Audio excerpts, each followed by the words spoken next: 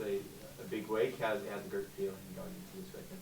Yeah, super exciting. Obviously, round one, Saturday night, it feels like it's been a pretty long off-season and a pretty long pre-season, I'm sure, for everyone. So, yeah, to know that we're finally at round one and game week is super exciting. The energy's up and about and the vibes are up amongst the group, and, yeah, super excited to get out there on Saturday. No better way to start a season than with a showdown, is it?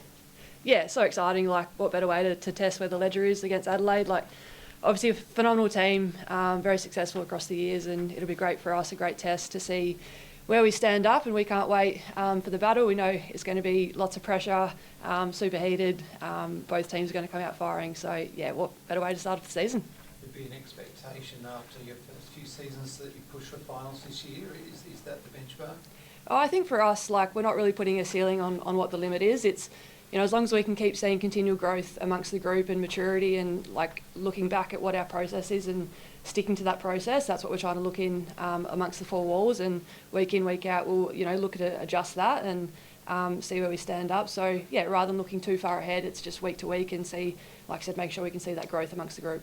Looking back on last season, I guess, what were those key metrics you guys felt you needed to improve on coming into this year? Yeah, for us it was a lot about our contest and our fitness. So they're two things that we've really worked on across the off-season, across the pre-season.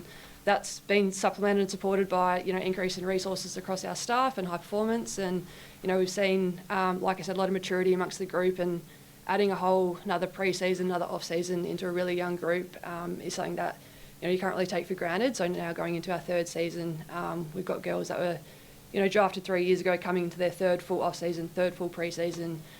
We're seeing significant growth in that area, so that really helps us and allows us to kind of tackle our pre-season and really focus on our contest and our game plan. Having some experience like Kirsty Lamb would help in that regard as well, I'm sure. Yeah, absolutely. Kirsty's obviously a contest beast, and coming over from the Bulldogs, she's had a lot of experience, a lot of knowledge. She's been around from the start, so yeah, she brings a wealth of experience, and what she can bring to a really young midfield group and just across the group in general, has been really beneficial for us. Ebony, for you, how difficult is it to sort of assess last season when you're so dominant all the way through, and then obviously the finals didn't go the way you wanted it to? Is it kind of hard to know what you're going to have to fix when the things that went wrong weren't in any part of the regular season? Not really. I think it just comes down to our system and I guess game awareness of when those tight games come upon us. And yeah, we've worked really hard on some scenario-based training over the past 8 to 9 months. So hopefully that holds us up in good stead. But as you'll probably know, when finals comes around, it's a whole different ball game, and we generally just didn't execute, which is really tough. But it's just a matter of fact. You've got to be able to execute in those games, and hopefully the work that we've done over the past 8 to 9 months, if we get there again, that we're better and well equipped to hopefully win those games. What's the relationship like in the dynamic between the two clubs? I know on the men's side of it, it was a pretty spicy last showdown, a bit of biff in there and some comments in the lead-up. Do you guys get along? Is it a different dynamic to how the men go about it? Well, I think the carnage from the last couple of weeks is something that we probably haven't built. There's obviously a big rivalry. If you're a South Australian, that I am, you know, I've grown up watching many showdown battles. I think I might be biased, but it's the best rivalry in the game, and I'm, you know, listening to the New South Wales clubs, they can see that. So the fact that we get to start ours 3 or so years ago and continue to build on that rivalry is really fun, because they're the games that you want to play in. Yeah. Continually having younger players coming into the system who've been playing football for a lot more years, is the standard of the AFLW going to be noticeably higher this year? Yeah, absolutely. I think you've seen some of these girls that come through, they've been playing since they were 7, 8, 9 years of age. They're just phenomenal athletes, and something that I guess I wish I had when I was that age. I was just playing with the boys, but the academies that they come through now, they're well equipped to be the best they can be, you know, day dot. When they are an AFLW player. It's really exciting, and yeah, to see how far they have come, and in the 5-10 years I think you'll see a definitely higher level of those next generation coming through.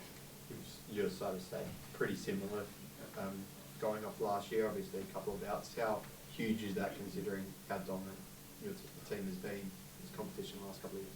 our outs. Yeah. Yeah, we had a few change. We had Montana move over to Richmond, and unfortunately, she actually did her ACL, so that's really heartbreaking for Mon. She's an amazing human being, but obviously took an opportunity with them. And then we had a few changes. We've brought in a couple of new youngsters. I think Brooke Boylo is probably one of those next generation who's played in the SANFL, since she was 16, 17, 18 years of age. And I don't think you can underestimate the SANFL competition and the fact that our 16, 17, 18-year-olds get to play against women.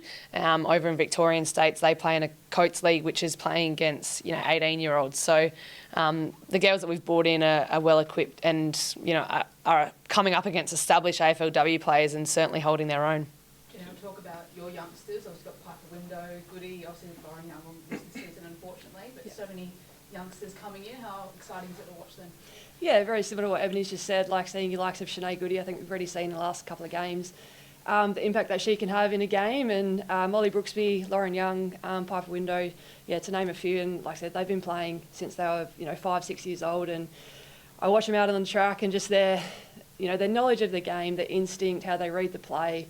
I can't wait to see them grow and develop over the next 5, 10 years and sit on the balcony and watch them when they're running the show because, just great athletes, but also great footballers and great people at the end of the day as well. So they've added a great amount of substance to our culture, and they fit it in so easily. And love having them out on the track. They obviously run rings around me, so it's good. Talk about Montana doing her knee. Has the way you train and the weights and so forth changed to try and guard against those ACLs? It's such a hard one because most of the time the ACLs are just innocuous and there's definitely science behind it. As you can imagine, with the CBA going up and the staff and high performance being something that I guess clubs particularly invest in, it's just sometimes bad luck, but I think clubs are doing their best they can. The more that we can get in the gym, the more we can train, our bodies get more adapted to the load. So there's science behind it, and I'm sure all clubs are making sure they're doing everything they possibly can. I think the decrease in ACLs over the past 18 months has been big, so hopefully that's a nice little touch to, the more you train and the more you get in the gym, hopefully it brings down the injuries. But sometimes they're just unfortunate. Speaking of which, Janelle, Lauren spoke the other day, you guys have a new strength and conditioning team. How much will that affect? Are you expecting to see a fitter Port this year?